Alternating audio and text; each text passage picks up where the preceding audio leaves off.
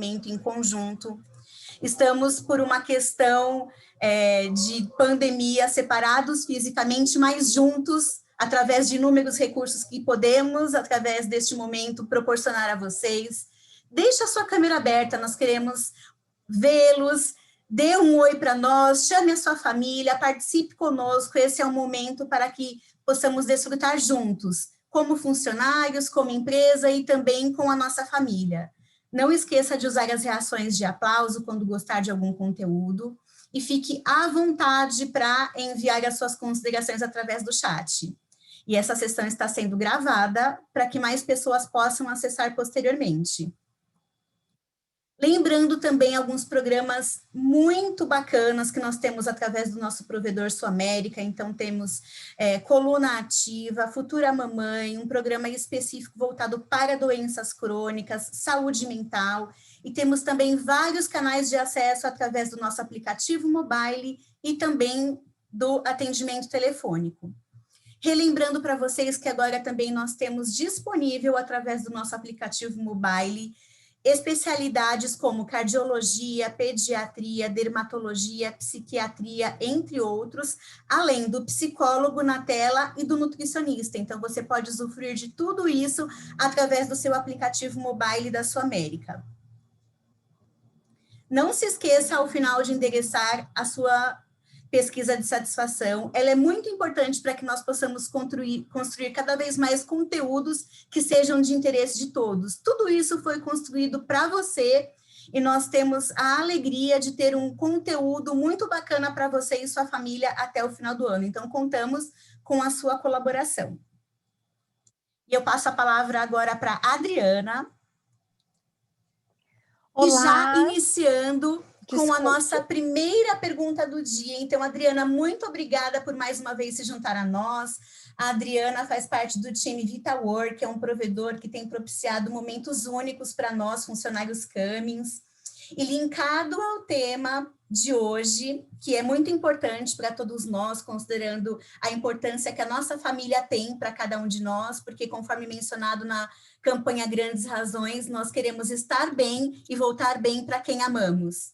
Então, Adriana, vamos ao primeiro desafio do dia. O que a sua família representa para você? A sua família é prioridade para você no momento? Sim ou não? As pessoas que estão com a tradução para o inglês, o tradutor está fazendo a tradução nesse momento, ok? Então, todos podem participar. Vamos lá, submetendo a nossa resposta. Quantos participantes temos, Gabi? Oi, Ju, a gente está com 66 pessoas conectadas. Falta um pouquinho ainda para responder, mais 5 segundos. Legal. Então, vamos lá. Sua família é prioridade no momento? Sim ou não?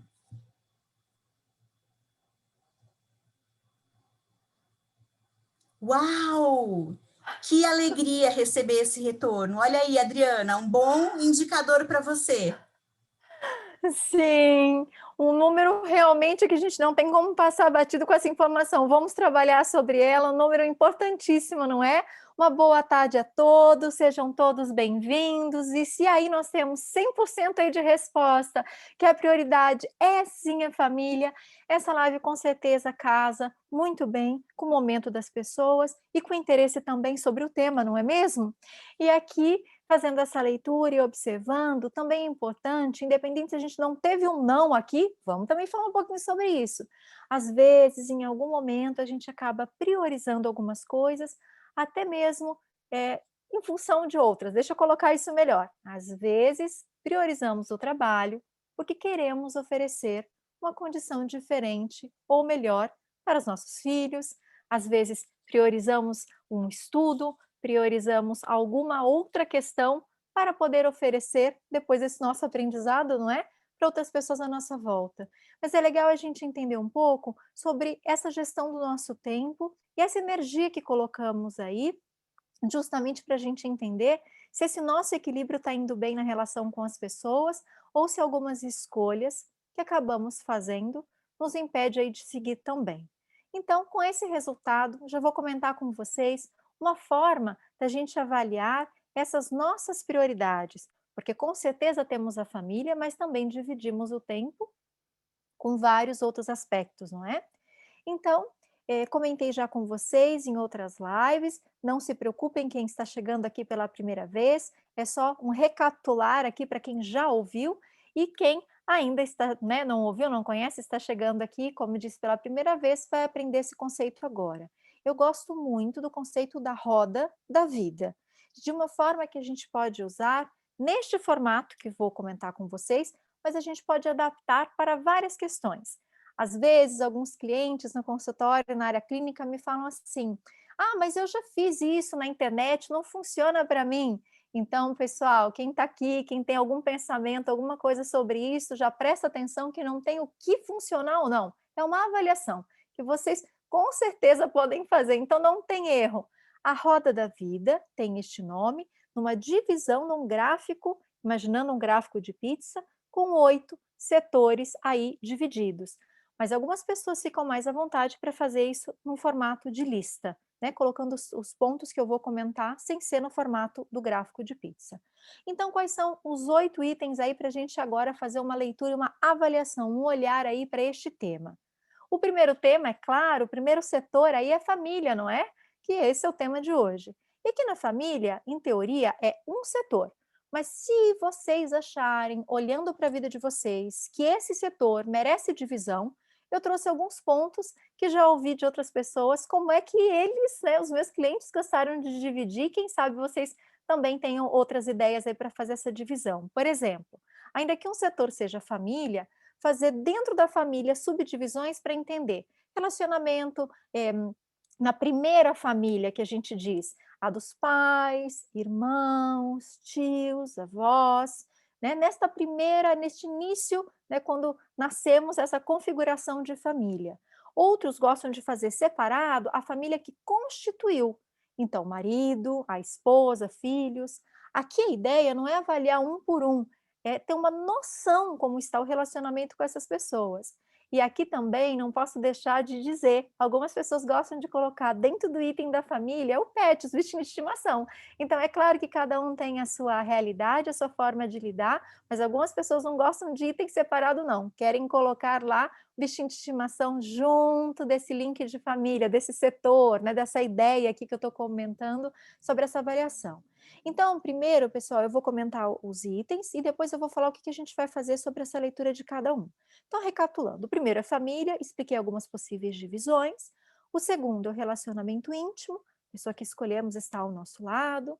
A parte da espiritualidade, lembrando que aqui não é religião, mas é claro, se alguém segue uma religião, pode incluir nesse sentido da espiritualidade.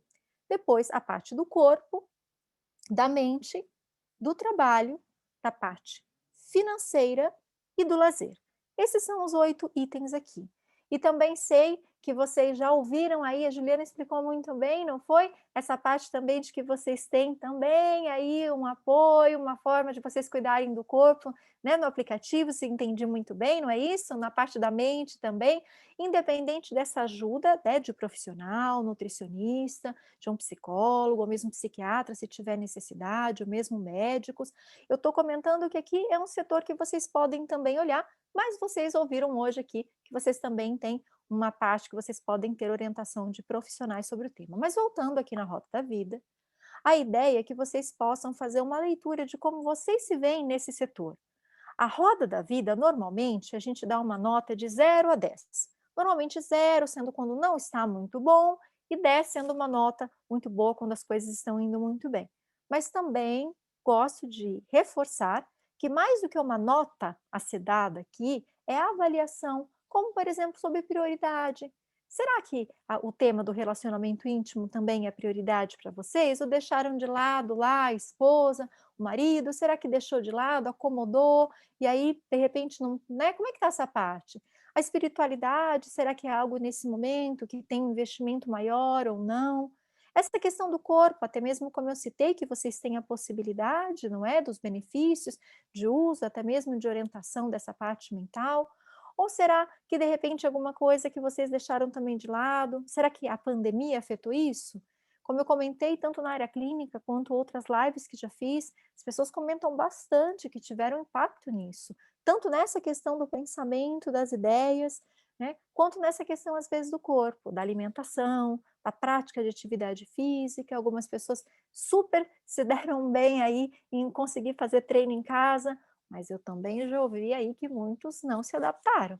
Eu não sei qual é o caso de vocês, fiquem à vontade até para comentar alguma coisa ou outra, porque eu posso dar algumas dicas sobre esses pontos que estamos falando, mas recapitulando aqui a roda da vida, a ideia é este olhar como está. Será que a forma de encarar o trabalho permanece igual? Será que ficou aí um pouco preocupado com a divisão de atenção da família, que vamos falar um pouco mais daqui a pouquinho sobre isso? Como que conseguiu lidar com o trabalho? Algumas pessoas dizem, puxa, mas aí eu desligo o computador, até desligo o celular, mas a minha cabeça continua trabalhando. Claro, na pandemia, de certa forma, dentro de casa, algumas pessoas relatam isso de uma forma mais constante, mas eu já ouvi isso muito fora da pandemia. Desliga o computador, sai da empresa, volta para casa, mas a cabeça não desligou. Não é só o estar no mesmo ambiente, que ajuda quando a gente modifica, mas algumas pessoas já têm a tendência de super se associar, estar muito associado a alguns temas. Então, ficam envolvidos, às vezes se envolve no problema da família, às vezes se envolve aí no problema de outras pessoas, às vezes não consegue lidar um pouco com essa separação. Algumas pessoas ultrapassam a empatia, se colocam demais aí no posicionamento de outras pessoas. Então, a ideia aqui de falar sobre todos esses temas é observar como é que vocês estão lidando. Novamente, pode ser uma nota de 0 a 10, pode também ser uma forma de observar. Não, eu acho que eu estou indo bem, as coisas estão agora mais acertadas aqui na minha casa, no trabalho, com a minha família. Não, isso ainda é um tema que eu quero mais orientação, às vezes brigas, desencontros, isso ainda tem acontecido. Algumas pessoas, às vezes, sentem mais essa questão no corpo, essa tensão, né? Essa coisa mais rígida, mais dura, né, não consegue o relaxamento, entra no processo, às vezes, de ansiedade. Essa questão, a forma de lidar com o trabalho. É claro que nós temos responsabilidade, nós temos obrigações, mas, às vezes, a forma com que a gente fala para a gente mesmo é um peso, é uma coisa dura. A gente, às vezes, não precisa fazer piada, não precisa de brincadeira o tempo inteiro, mas a gente pode ir leve para algumas coisas, podemos ser responsáveis e leves. Algumas pessoas não sabem isso. Tenho certeza, não sei se vocês vão querer contar aí no chat para mim, que às vezes quando é sério, quando tem que ter atenção, é cara fechada, às vezes até a mão assim na hora de falar com alguém, e não é bronca, é só um jeito de dizer, é sério, fechou a cara, é responsável, não tem riso. E eu não sei se vocês já viveram isso, se vocês já fizeram um pouco disso.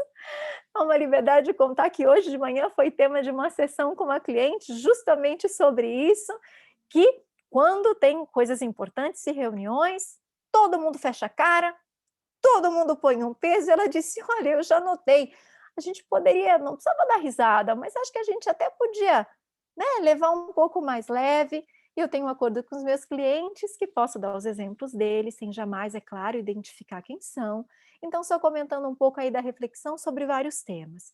Pessoal, aqui eu não tenho uma devolutiva, assim, um retorno específico para dar, do tipo, quem deu 0 é tal coisa, que não é um teste, é uma forma de avaliar individual. Ah, quem pôs 10 é tal coisa, quem pôs número 5, mas é uma percepção individual. E até mesmo se vocês quiserem fazer isso com a família de vocês, observar como as pessoas que estão morando com vocês dão essas notas. De repente vocês estão dando aí 10 para a família, vai falar com os filhos aí, de repente os filhos falam, não, gente, não está essa nota tão alta não.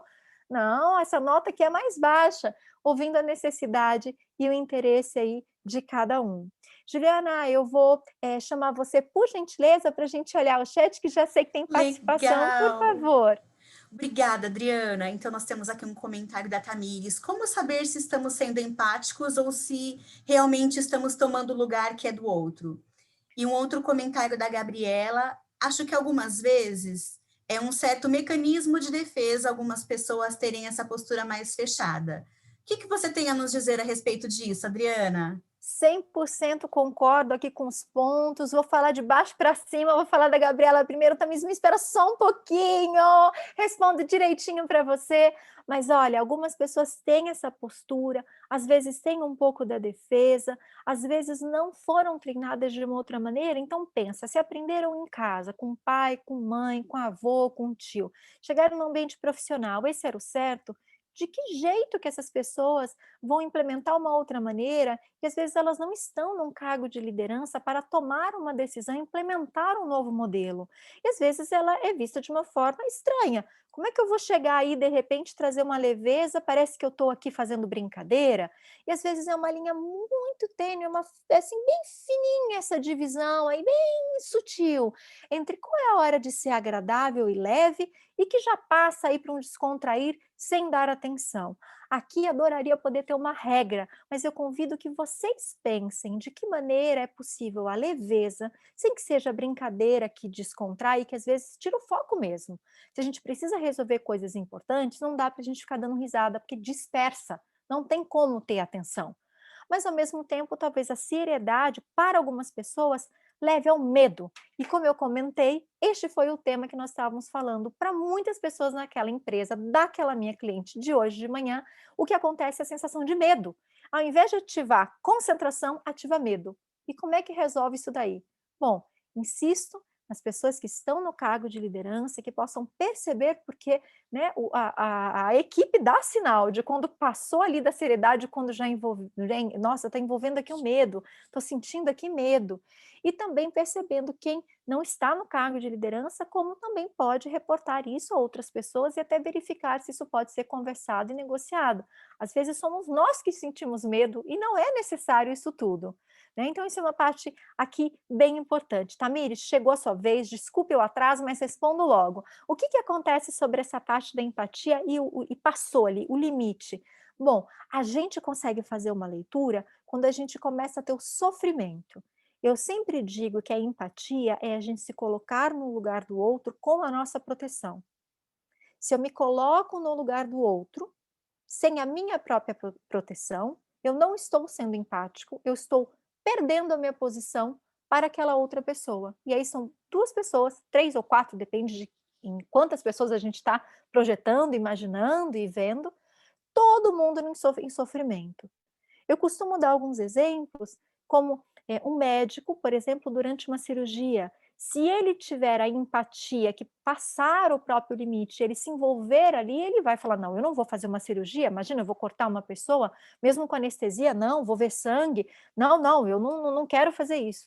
Se ele imaginar uma coisa dessas, muitas vezes ele deixa de salvar a vida de alguém, uma cirurgia que era necessário ser feita. Então, precisa de um distanciamento, uma certa frieza, mas entendendo e se colocando no lugar daquela pessoa, porque ele sabe, ele ou ela, quem estiver fazendo a cirurgia, que aquela outra pessoa precisa daquele tratamento. Então, a empatia, eu repito, é quando conseguimos nos colocar no lugar do outro com o nosso conhecimento que temos a essa nossa proteção. O médico ele tem todo o conhecimento para poder executar aquele tratamento que é feito. Então, resumindo aqui, Tamires, se você perceber que você passou o seu limite, que você sentiu uma dor que, na verdade, não vai contribuir para você, muito menos para outra pessoa, essa aí é a hora que você errou o seu posicionamento, ou que não seja você, que você perceba aí de outras pessoas. Às vezes a gente vê dos outros, né? E tal pessoa está tão envolvida ali na história de vida da outra que ela não consegue se organizar ou se centrar ou cuidar até mesmo dos próprios problemas. Ela está envolvida, vivendo a história da outra pessoa. Juliana, tudo certo aí? Respondi, está suficiente? Você acha que precisa complementar um pouco mais na sua opinião? Está suficiente, Dri, obrigada, conseguimos cobrir aqui as participações do chat, muito obrigada. Muito obrigada. E estabelecendo um link com aquilo que você mencionou, Adriana, a gente tem percebido algumas pessoas com a preocupação, né, dessa árdua tarefa de dividir entre trabalho e família. Né? Então, algumas pessoas se sentem preocupadas, angustiadas, porque às vezes tem esposo, filhos, cachorro, trabalho, reunião, tudo para dar conta no mesmo momento. Geralmente as mulheres, né, estão à frente desse processo nas suas casas, e muitas vezes isso acaba gerando uma preocupação, ou mesmo uma angústia, e assim, o que você tem percebido diante de situações como essa? E qual é a sua dica para que as pessoas consigam lidar em circunstâncias como essa com leveza? Perfeito, muito obrigada, Juliana. De fato, isso é um tema que tem surgido muito, as pessoas perguntam. Muitas vezes temos uma sensação de não equilibrar tudo, e realmente não conseguimos muitas vezes equilibrar tudo, não é só uma sensação. A gente acha e quando vai ver, não está conseguindo mesmo. É uma dificuldade mesmo quando tudo acontece ao mesmo tempo. Trabalhar em casa, ao mesmo tempo que para algumas pessoas, para algumas, isso é uma ótima oportunidade. Não estou discutindo pandemia, por favor, isso com certeza não é bom a ninguém. Eu estou contextualizando o home office, porque antes da pandemia, algumas pessoas, em algumas empresas, já executavam alguns dias dentro de casa, né, essa questão do trabalho no home office. Mas a questão é que 24 horas por tanto tempo como já estamos nessa questão da pandemia, realmente é aquilo que eu expliquei, a dificuldade de conciliar tudo. E essas questões normalmente surgem, como você colocou muito bem, a questão da culpa, a questão do medo, a questão muitas vezes de interpretar: será que eu estou fazendo o suficiente? Será que eu estou educando bem os meus filhos? Será que essa atenção que eu dou aos meus pais? Porque vamos pensar também em várias condições. Algumas pessoas que moram com os filhos, com o marido, com a esposa, outros que estão com os pais ou com avós, ou às vezes uma família maior, todos no mesmo espaço, não é? E essa sensação de culpa normalmente vem sobre a divisão do tempo, sobre aquelas atenções que eu coloquei, qual a importância nós damos sobre aqueles setores. Então, talvez alguém veja aí que está dando muita atenção para o trabalho, por exemplo, ou para a parte financeira que precisa se organizar, alguma coisa nesse sentido, e ao mesmo tempo que sabe que é importante, às vezes vem uma culpa dizendo: puxa, mas será que eu deveria estar fazendo diferente? Eu deveria ter mais tempo aí com os meus filhos, com os meus pais, com os meus avós? Como que eu divido aqui o meu tempo? Uma das coisas que eu costumo falar, que na minha leitura, na forma com que eu entendo, na minha experiência profissional, eu insisto nesse ponto, porque vários outros profissionais têm cada um a sua abordagem, a gente vai até citar alguns, né, como dica e orientação, mas eu trago isso com a minha percepção de tantos professores que já tive, né, livros que já li, que na verdade não é uma questão só de quantidade, vocês sabem bem, mas da qualidade do tempo, e a qualidade do tempo parece óbvia e ela é a mais difícil do universo, na forma com que eu consigo entender. A qualidade de estar com alguém é muito difícil, né? Então, uma cliente me contou que ela viu uma criancinha, né, dando um bilhetinho lá para os pais, dizendo: ah, eu queria que vocês tivessem mais tempo comigo e tal. Só que essa pessoa que viu isso sabe que esta criança, inclusive, quando está com os pais, está o tempo inteiro ali no iPad. Aí vocês falam: não, peraí, Adriana, eu não entendi. A criança ela quer mais atenção dos pais, mas quando ela está com os pais, ela está no iPad? Sim, porque as pessoas não são sempre congruentes. Às vezes, nem as crianças que querem a atenção dos pais sabem como usar o tempo que tem com os pais. E a mesma coisa dos adultos com as crianças, não pensem que só porque temos um pouco mais de idade, que necessariamente nosso estado emocional acompanha sempre a nossa idade, às vezes também algumas emoções nossas são infantis, como dessa criança, por exemplo, não é? E como é que a gente faz para ter essa qualidade? Bom, tem algumas questões importantes, da nossa escuta ativa, da nossa maneira de ouvir e participar com as pessoas, né? Como a gente escuta os temas que são importantes, de que maneira a gente resolve alguns problemas. Eu costumo dizer que uma forma da gente cuidar da qualidade das relações é quando tem um problema, a gente não acomodar, a gente realmente tentar resolver. E olha, eu não sei se vocês vão escrever isso para mim. Juliana, essa eu não vou perguntar direto para você, você fica livre de não responder, mas cobra ver se o pessoal vai dizer sim ou não, que eu acho que não vão não, mas eu vou aqui falar o que eu acho que o pessoal sabe, vão ficar quietinho no pensamento, acho difícil querer me contar, mas isso eu já sei que a resposta da maioria é sim, mesmo que não queiram me contar, que é o seguinte: estrutura familiar se faz as pazes sem discutir o tema. Brigou? Não vai discutir. Finge no dia seguinte que nada aconteceu. Só que isso não é saudável. Aí eu não sei se o pessoal vai escrever aí se eles também fazem isso. Será, Juliana, que o pessoal vai contar que faz as pazes sem esclarecer direitos na família? Não sei. Vou te chamar para ver como é que está o chat aí, como é que o pessoal está participando, mas eu deixo essa ideia para reflexão. Silêncio nesse sentido, sem tocar no tema, fazer as pazes, como nada tivesse acontecido, não é bom e eu prometo explicar daqui a pouco. Sim, Juliana, por favor. A Tamires deu uma contribuição bem bacana falando que tempo precisa ser de qualidade, né? Então, a questão não é o tempo em si, em termos de quantidade, mas a qualidade, né? Que é o que faz a diferença. Exato. E nós somos multitasking, né? Então, estamos acostumados a fazer inúmeras coisas ao mesmo tempo. E estamos aqui ouvindo, lendo, fazendo outras coisas, e aí vem com o link em relação a essa questão do não ser saudável, né? Então, algumas coisas acontecem dentro da família e continua como se nada tivesse acontecido. E isso vem de encontro com o ser saudável. Então, ter um tempo saudável, né, Adriana, também é um tempo de dizer, olha, isso me incomodou, isso daqui eu acho que poderia ser diferente, vamos conversar enquanto família o que pode ser melhor no conjunto, né? Porque sempre vai ter um tema que vai ser melhor para um, melhor para outro, em alguns temas a gente não consegue 100%, né, de alinhamento, mas a questão da qualidade, a flexibilidade para que tudo continue caminhando bem é importante, né, Adriana? Sim, e realmente essa questão não é que tudo a gente tem que ficar discursando, a gente não precisa fazer uma dissertação, né, um trabalho, uma tese aí de doutorado, de mestrado sobre o dia a dia da nossa vida com a nossa família, mas é muito necessário que a gente reserve um tempinho para esclarecer. E normalmente quando a gente tem uma mágoa, essa história de a gente não precisa tocar no assunto, tá todo mundo junto, é família mesmo, a gente resolve, curiosamente chega no meu consultório depois dizendo que não está resolvido coisa nenhuma. Por isso aqui que eu brinquei, que eu não sei se o pessoal vai colocar aí, se sim ou se não, a Gabriela disse que pelo silêncio acha que sim. Pessoal, se vocês não têm esse problema em casa do silêncio, de verdade, sem nenhuma brincadeira, entenda que é uma coisa assim dentro da exceção.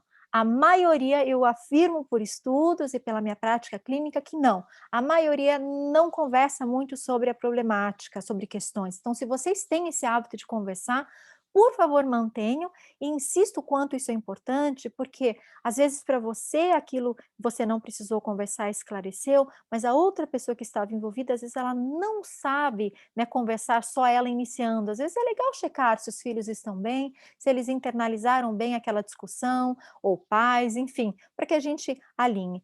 Tem uma frase que eu vi uma vez que falava assim: não deixe que os filhos façam coisas que façam com que vocês, como pais, não se sintam bem. Então, o que essa frase um pouco complexa queria dizer?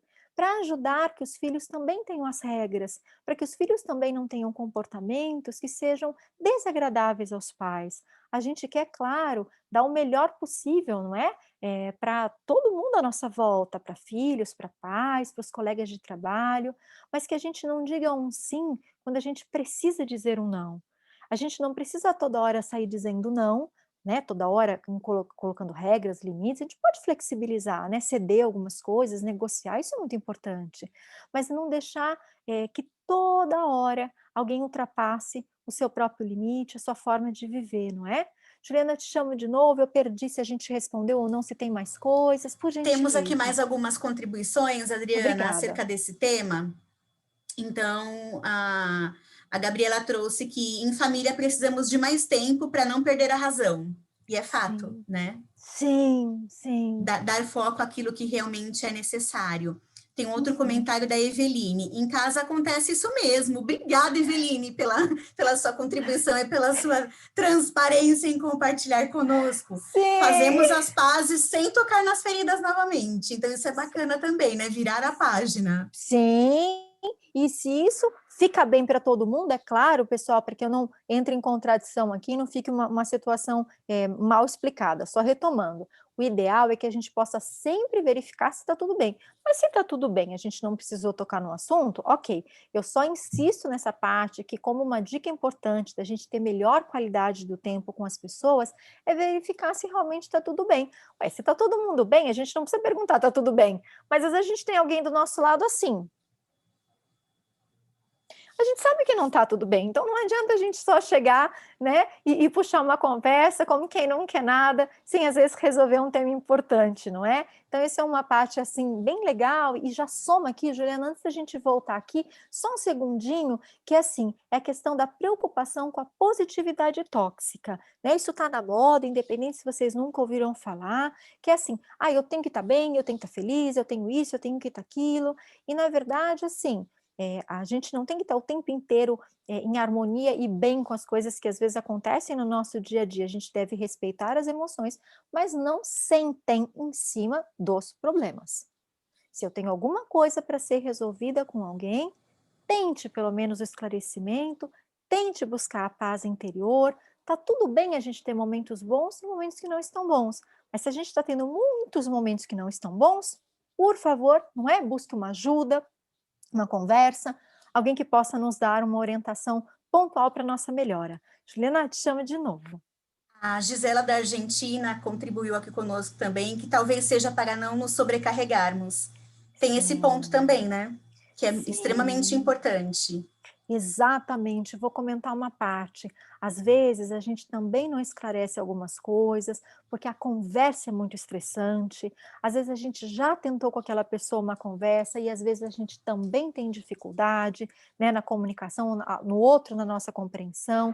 Às vezes a atenção plena para alguém, tem gente que a gente acolhe e essa pessoa recebe, mas tem gente que sem querer suga a gente.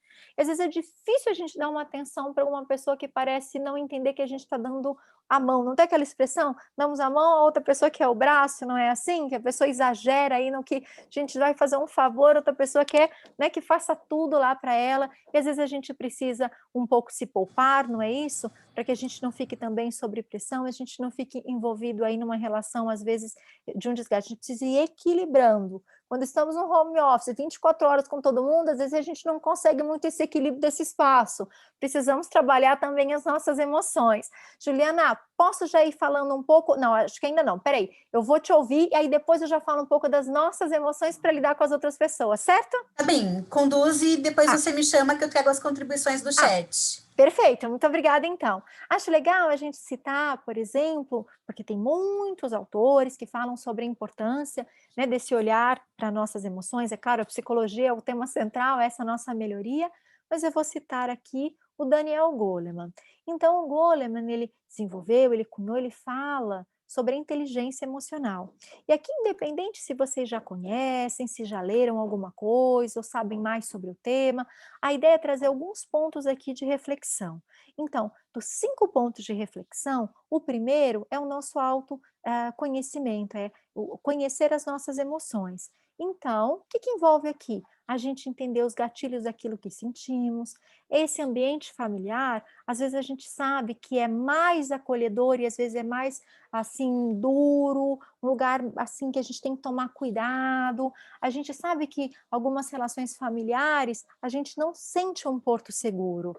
Eu adoraria que todos vocês tivessem, assim, um mundo ideal e perfeito, mas a gente precisa lidar com a realidade que nós não vivemos, né, no mundo perfeito. Então, as famílias, às vezes, são agressivas em alguns comentários, algumas pessoas vivem situações tóxicas dentro da própria família, e eu desejo que essas pessoas busquem um fortalecimento e principalmente entendam o que tem a ver com as próprias emoções e o que tem a ver com a emoção do outro. Né? Não é uma coisa de apontar o dedo, eu estou certo ou fulano está errado, né? Aquela coisa do apontar o dedo de crítica. Mas é importante ter consciência do que podemos melhorar do nosso lado, quais são os gatilhos que nos levam a ter comportamentos melhores, aquele sentimento de culpa, né, Juliana, que a gente comentou que muitos acessam. Aqui é autoconhecimento. Quando eu começo a perceber que não tem razão para eu ter culpa, eu começo a mudar aquele sentimento. Quando eu começo a ver que não tem razão, mas ainda assim eu continuo sentindo, será que não vale a pena eu conversar com o psicólogo e entender como assim eu ainda estou sentindo algo que eu sei que não? Se eu me sinto mal de colocar um limite para um filho, porque eu fico com dó, mas será que eu tenho que ter dó? Ou eu tenho que ter essa força para educar e ajudar que meu filho, a minha filha, possa ter uma gestão e organização das emoções? Filhos sem limites, sem regras, como é que vão lidar com regras no trabalho? Como é que vão lidar com regras nos estudos? Como é que vão seguir essa vida? E aqui, seguindo aqui, O item 1 é o autoconhecimento, mas o item 2 aqui do Daniel Goleman é o controle das emoções. Uma coisa é perceber o que eu estou sentindo. Outra coisa é como eu vou gerenciar essas emoções. Aqui não é evitar a todo custo não ter emoções. Aqui, na verdade, é que a gente perceba e veja como que a gente faz para a gente poder lidar com essas emoções. Então, por exemplo, eu não posso evitar ter uma emoção, eu não vou deixar de ter uma culpa, mas talvez eu possa rapidamente sair dessa emoção de culpa. Eu posso rapidamente conversar com alguém, eu posso negociar aqui as minhas emoções. O item 3 do Daniel Goleman, ele fala muito sobre a automotivação. Então, o que eu vou criando para eu me motivar e ficar bem? Porque se eu estou num ambiente que eu estou me sentindo culpada, estou preocupada, lá na roda da vida, lá que vocês viram, não estou com tempo de lazer, não estou conseguindo coordenar as coisas, está tudo pesado. Como que eu vou ter uma fala para mim mesma de motivação? Provavelmente eu vou ficar aí, né, um pouco em descompasso, eu não vou estar organizada. Então, aqui também vale a compreensão ali da roda, a compreensão ali do meu dia a dia, dentro do possível, para que eu tenha uma organização e eu consiga uma automotivação mais adequada. Para completar, são só mais 2 itens, o reconhecimento das emoções da outra pessoa. E aí a Tamires tinha perguntado anteriormente, aqui esta parte, repetindo um pouco do que nós tínhamos falado, aqui quando a gente reconhece o outro, a gente respeita também o espaço do outro. Quando eu ultrapasso, eu perdi meu autoconhecimento, não é? Eu perdi aqui o meu controle. Quando eu sinto a dor do outro, quando eu me envolvo com o outro. E aqui, o quinto item é a habilidade de eu entender a emoção do outro, também me proteger e me relacionar de uma forma adequada. O quarto item é eu compreender a emoção do outro, porque algumas pessoas não conseguem mesmo. Tem alguém chorando ali, a pessoa nem percebe que realmente deveria parar e ter uma outra atitude. Às vezes a pessoa vê o outro nervoso, os olhos aqui abertos, a pessoa não, quase como se não enxergasse. Ah, não, imagina. Às vezes a pessoa vê a outra vermelha, ao invés de disfarçar, vira e fala assim, mas não precisa ficar vermelha, aí a pessoa fica mais vermelha. Não é que faz por mal, gente, mas às vezes é a falta de percepção de uma fala que piora aí a condição no ambiente de trabalho, familiar, de amizade. E para a gente lidar bem com as pessoas, é esse cuidado. O que será que eu posso dizer para eu não piorar aquela emoção que a pessoa está sentindo? Puxa, eu não sei. Então, talvez eu pergunte: tem alguma coisa que eu posso fazer por você? Tem alguma coisa que eu poderia dizer ou não dizer sobre esse tema? Essas são as cinco partes, as cinco habilidades aí que a gente fala da inteligência emocional, que a gente pode também implementar no nosso dia a dia, nessa nossa percepção. Juliana, te chamo novamente, por gentileza. Tem mais uma contribuição aqui. A Tamires trouxe que tem pessoas que não sabem o que é ajuda, que confundem ajuda com obrigação. Olha, Tamires, concordo com você e vou aumentar sua frase para uma outra coisa. Tem gente que confunde ajuda com obrigação, tem gente que confunde um pedido de ajuda com deixa para o outro fazer, ou seja, a pessoa toma a frente e você fala, não, peraí, mas eu não queria que você fizesse por mim, não, essa não é obrigação, não. A pessoa começa a decidir coisas que quando você vê, você está amarrado aí no outro, né? Eu estou aumentando o que você escreveu, hein, Tamires, mas eu não sei se você concorda comigo, porque eu já vi isso muito acontecer. Não é que só que a pessoa toma como obrigação, ela simplesmente toma a frente, parece um trator desgovernado, e aí outra pessoa está lá. Eu só queria uma ideia, eu só queria uma opinião. Está o outro lá executando em cima de mim, atravessa e toma a frente. Tamires, depois você me escreve aí no chat se você já viu isso acontecer, que eu já vi aqui algumas vezes na história de vida dos meus pacientes, e te conto uma coisa, sim, ela está rindo aqui dizendo que já, eu também já. E essa questão da obrigação, para muitos é um peso, não é? Não é um prazer da ajuda, um trocar de ideias. Algumas pessoas não sabem conversar realmente sobre o tema. Às vezes elas se sentem nessa obrigação da resolução. E às vezes uma troca de ideia, um bate-papo, um conversar sobre o tema nos dá segurança, né? Nem sempre isso muitas vezes é bem-vindo. Muitas pessoas quando vão conversar com um tema, sobre algum tema com alguém, tem-se uma memória de que se está falando sobre aquilo é porque a pessoa não sabe fazer sozinha, mas isso tudo é uma grande bobagem. O ideal é mesmo que a gente possa ter pessoas, ideal mesmo ter, que a gente possa conversar sem essa preocupação, né, de distorção aí dos nossos desejos. É tão bom a gente poder ter uma ideia, conversar com alguém, olha, eu estou pensando em tal coisa, olha, eu vou iniciar uma atividade em casa, de repente alguém diz assim, eu estou usando tal aplicativo, que bacana, olha, aquele aplicativo eu já usei, não usa não, porque não é bom, não, não. E essas coisas são muito legais de serem faladas e trocadas, né, essa troca de informação, essa rede de apoio. Recentemente, os jornais aqui no Brasil começaram, depois de um ano e tanto aí de pandemia, falar da importância da hora do lazer e do lado lúdico das brincadeiras com as crianças em casa, quanto isso era saudável para as crianças.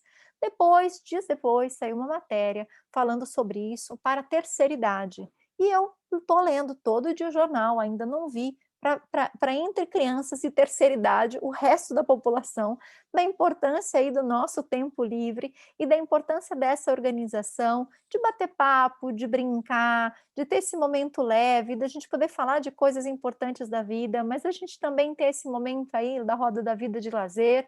E eu também coloco isso como uma forma da gente lidar com as nossas emoções.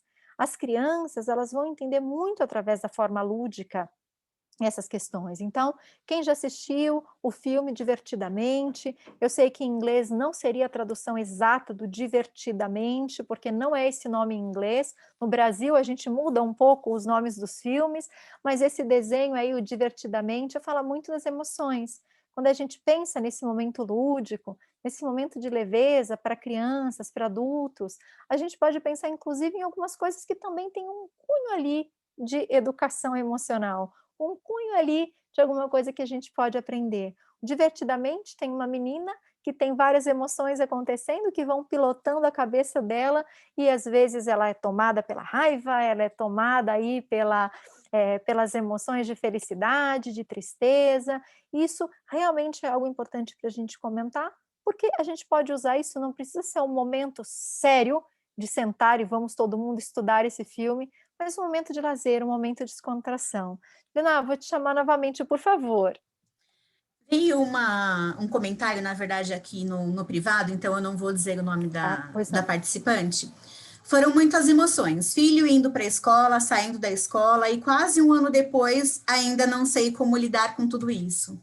Sim, essa questão muitas vezes é legal avaliar, eu não sei se a pessoa vai querer completar para você no particular, mas se puder seria bom que eu consigo reforçar melhor a resposta, mas verificar o que incomoda. Por quê? Às vezes é um sentimento pronto, né, específico, às vezes é uma recordação até da própria infância dessa pessoa, às vezes é uma experiência que a pessoa teve em outro momento da vida e a emoção é igual.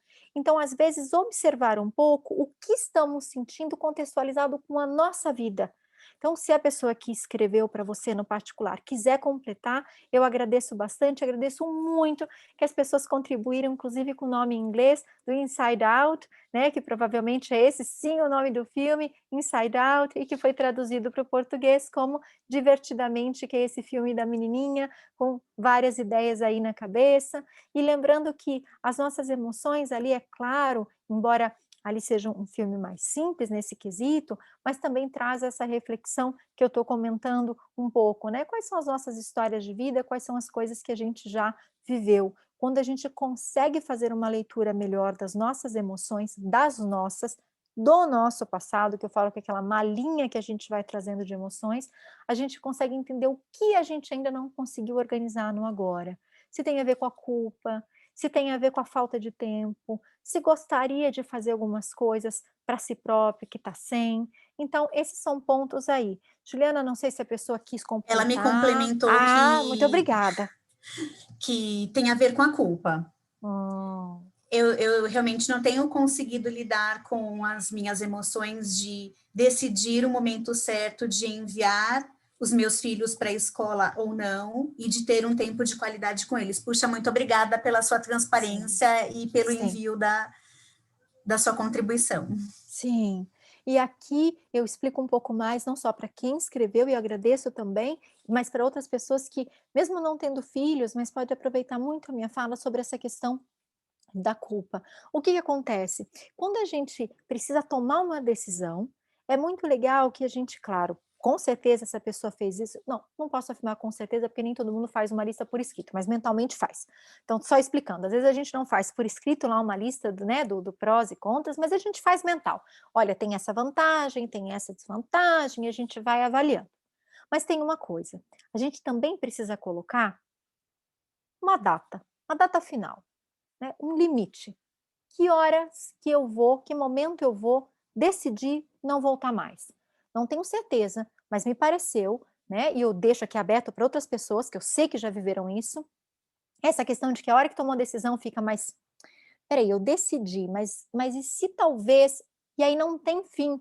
E é legal fazer uma decisão que contemple de alguma forma a decisão do tipo, tomei esse ponto, é esta forma que vou fazer, isso eu encerro, senão eu vou passar sempre a minha vida pensando, não sei se estou me fazendo claro, Juliana, sempre voltando ali naquele ponto da tomada de decisão. E digo mais, o melhor que a gente pode fazer dentro do possível é o lado positivo de uma tomada de decisão e um negativo é uma negociação, porque todos os lados, esses dois que estamos falando, tem alguma coisa que se ganharia se seguisse.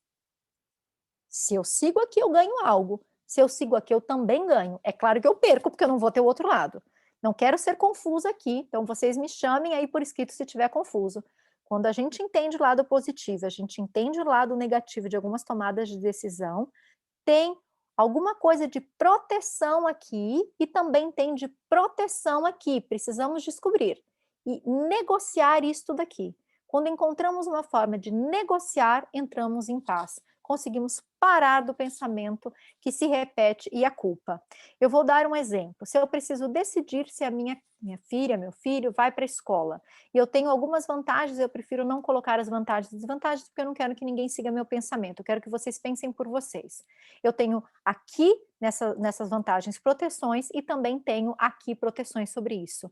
Eu preciso que haja uma negociação sobre essas ideias.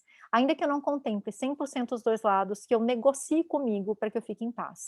O John Grinder, que é o co-criador da programação neurolinguística, que eu também convido, se vocês quiserem colocar aí no chat, se já ouviram falar da programação neurolinguística. O John Grinder, ele fala, atualmente, ele não ensina mais o modelo clássico, ele ensina o novo código da programação neurolinguística, que é a formação que eu fiz com ele. Ele diz que uma das coisas fundamentais para o nosso bem-estar é esse alinhamento das partes.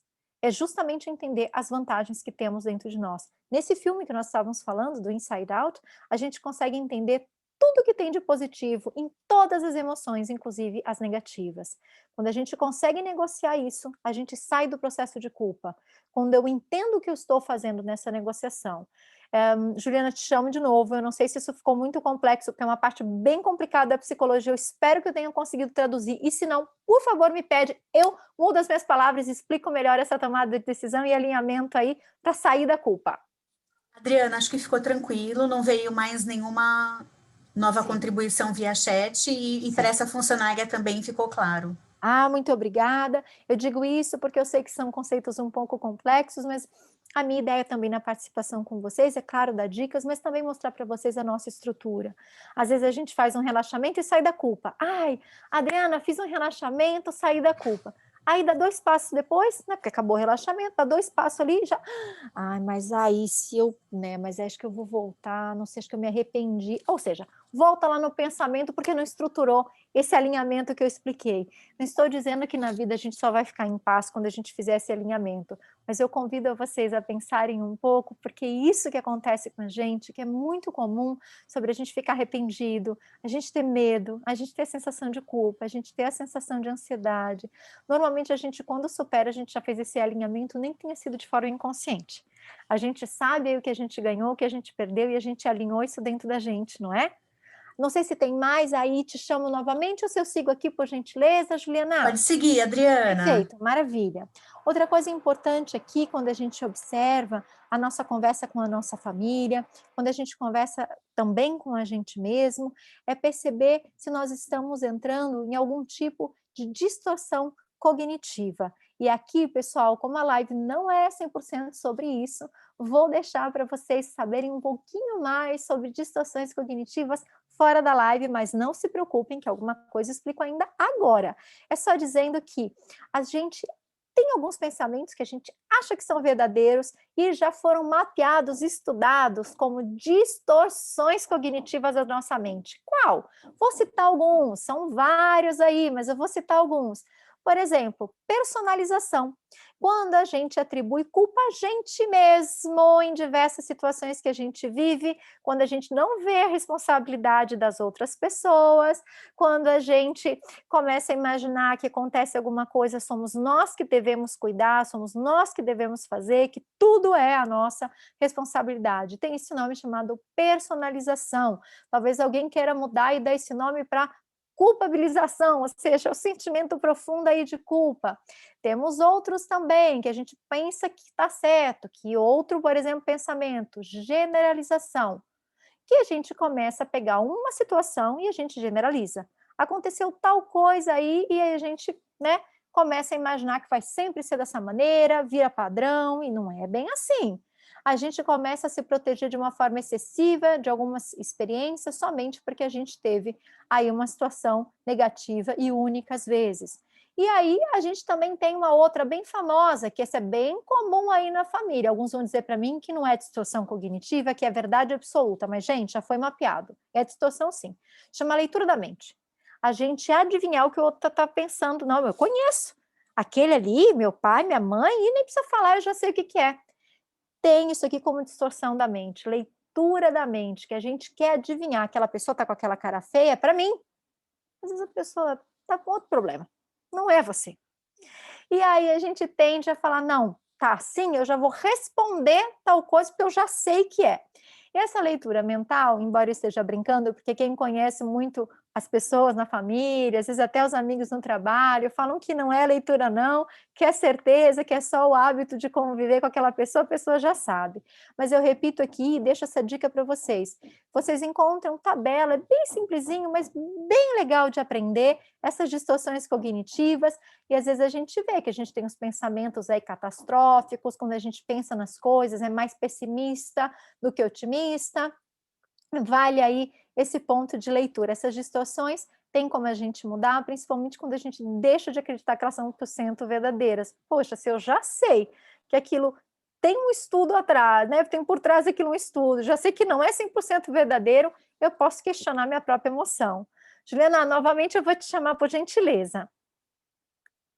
Legal, Adriana. Então, temos aqui uma contribuição da Alicia, um ditado que aprendi: quem não tem informação completa com a imaginação, e é a pura verdade, né? Adorei, super legal, é isso mesmo, exatamente isso. E a gente pode criar, assim, uma forma muito legal para concluindo aqui nosso tempo reservado, que a gente pode criar um ambiente agradável com a nossa família, a gente pode criar com a gente mesmo. Eu vou compartilhar com vocês o CRIB, que é uma forma que eu coloquei aqui, que eu acho que é bacana para a gente criar um ambiente agradável com a nossa família, com a gente mesmo, com as pessoas à nossa volta. CRIB. E o que significa isso? Que é a confiança, então você proporcionar um ambiente de estado de confiança, quando a gente envolve a sensação de luta ou fuga, de muito estresse, isso normalmente não faz com que a gente se sinta segura, a gente não se sente bem nesse ambiente. Por isso que muitas vezes conversar sobre um problema nos dá essa paz de saber que está tudo bem, não é só uma fantasia. A gente não está completando aí uma frase que a gente não sabe como vai acabar com a nossa fantasia. Além da confiança, vem o respeito. E esse respeito é justamente evitar a sensação de raiva, cuidado com as brincadeiras.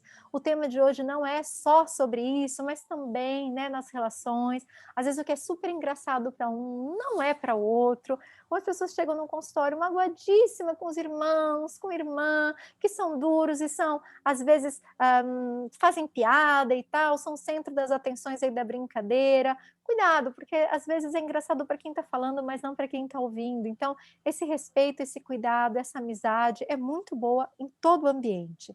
O outro item aqui da independência, aquela autonomia que eu gosto de falar, que é o ser senhor de si mesmo, do filósofo Rousseau, para que a gente possa observar e questionar as nossas próprias ideias. Estamos falando sobre isso hoje, questionar as nossas certezas. Ah, estou tendo um pensamento catastrófico. Peraí, deixa eu ver se isso tem razão. Deixa eu treinar aqui a minha mente.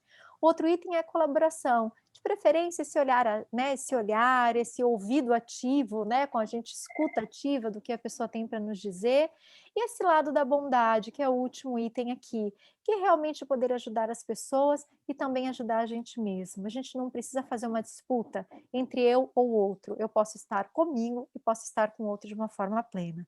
Espero que essas dicas de hoje contribuam para um crescer, para um olhar, para quem quiser seguir um pouco mais a ideia do Daniel Goleman, ou seguir um pouco mais, né, através do desenho que eu falei, do filme, ou seguir um pouco mais através desse pensamento da cognitiva comportamental, né, que essa tabela das distorções pode contribuir para a gente fazer escolhas agradáveis para as nossas emoções e para a família. Adriana, muito obrigada pelas contribuições, foram temas muito reflexivos. Obrigada pela presença de cada um de vocês, pelos nossos colegas do time global, e pedimos para que vocês continuem participando, temos temas muito bacanas, uma das lives vai ser conduzida pelo time de medicina ocupacional em relação ao cuidados com o Covid, então se juntem a nós. E desejamos a vocês uma excelente tarde, um bom feriado, né, para quem está no Brasil e vai curtir aí uma emenda de feriado, e mais uma vez agradeço a participação de todos. Até a próxima. Tchau, pessoal, muito obrigada. Tchau. Ótima tarde, obrigada. Graças.